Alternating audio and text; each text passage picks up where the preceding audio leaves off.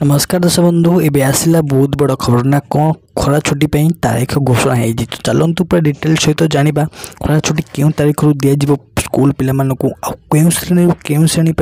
पिला स्कूल छुट्टी यही ग्रीष्म दिन चलतु पूरा डिटेल्स जाना ये वीडियो माध्यम पूर्व मुझे कहि जदि आपने आम ये चैनल को नुआ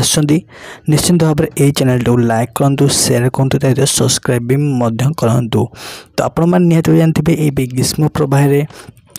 प्रत्येक राज्य में 35 डिग्री रु अधिक उत्तप्त सहर पलटि यह आखि आगे रखी राज्य सरकार नुआ नियम आनी ना कौन ना जो पिला स्कूल जाऊँच प्रथम रु दशम पर्यंत से पिला राज्य सरकार कहते कि सकाळुआ स्कूल होगापी दिन 7टार स्कूल होगी दिन 11टार बंद होगापी से आह्वान देते। तो राज्य सरकार आउ गोटे कथा कहते जदि आखि आगे रखी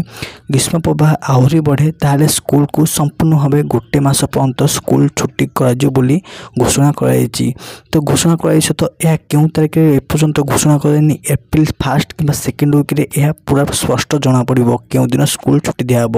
तो चलतु आज वीडियो किपर लगे कमेंट